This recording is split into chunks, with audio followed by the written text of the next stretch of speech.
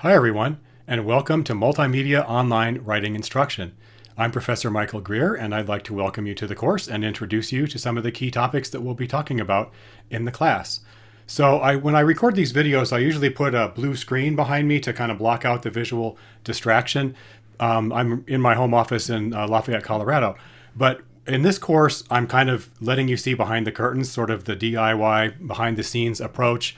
Think of this course as kind of like a cooking show, only instead of enchiladas, we're making video and podcasts and multimedia projects. So I'm going to let you see behind the scenes a little bit, despite the visual distractions with that. So let's dive in and talk a little bit about what this course covers.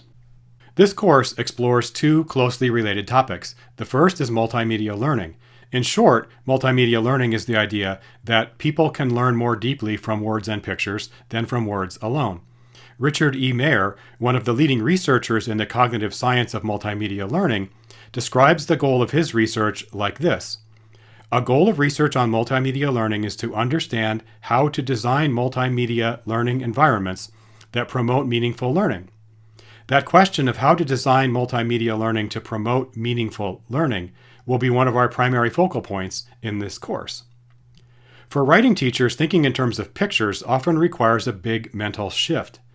Most of us are probably hyper-developed in verbal fluency, but we may not be very comfortable with visual communication.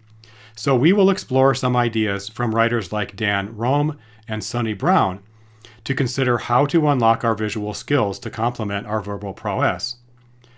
The second topic is multimodal composing. Multimodal composing is all about inviting our students to create compositions that include images and other media as well as written text. When we assign multimodal projects, we help students expand their own literacy skills, and we prepare them for the kinds of texts and projects they will likely need to design in their future careers. A multimodal composition may be as simple as a photo essay or slide presentation, or as complex as a website or ethnographic video. To employ a visual metaphor, multimedia learning and multimodal composing are interwoven like a double helix in this course. You will soon discover that I'm kind of a science geek and a fan of metaphors drawn from the natural sciences. Multimedia learning focuses on thinking about how to use visual and other media to teach concepts and engage students. Multimodal composing brings our students into the process and prompts them to compose across media and modalities. Now, whenever we start to talk about multimedia, people often think first of media products and genres like creating videos, editing audio, or making infographics. It's of course easy to get caught up in thinking that multimedia is all about mastering technologies. But I want to step back and think in terms of purpose and environment. Purpose is the idea that we should use multimedia to serve pedagogical needs, not just because we can or because it's expected. Thinking in terms of purpose leads us to questions of when and why. When are the best moments in a course in which to use multimedia? Why should we use multimedia? What purposes does it serve for learners, and in what context? Environment is the idea that an online course is more than just a website. It is a human learning environment just as much as a face-to-face class. It is mediated through the screen and through the web, but the course environment encompasses much beyond the confines of the screen. An online course has an architecture, just like a physical building, and the architecture creates a certain kind of space and certain kinds of experiences. For example, which of these two environments feels more welcoming and friendly to you? Purpose and environment are frameworks that move us beyond technology for its own sake. They are the ideas that bring our focus back to students and to learning, as opposed to just creating media because we can or because it's cool.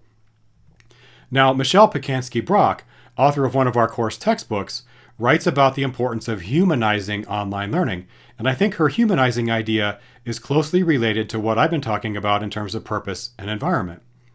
Now, you can explore this infographic called How to Humanize Your Online Class more closely on the Week 1 page of our course website, but for now I'll just read her definition.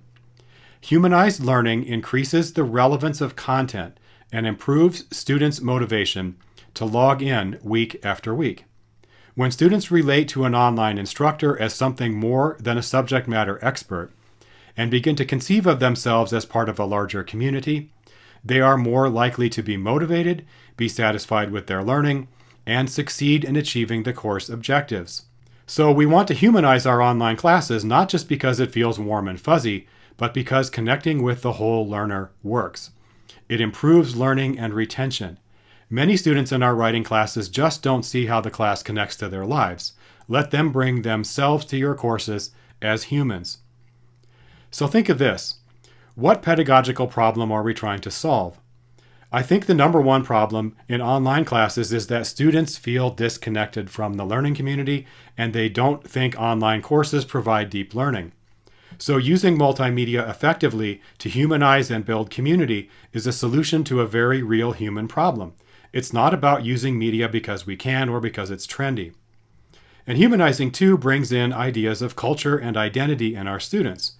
Think in terms of what students bring with them, their learning incomes, as well as your course's learning outcomes. Help students find ways to connect what they know and their own literacy practices and build on them in an online writing class. Multimedia is a powerful way to do that, as we will explore in the coming weeks.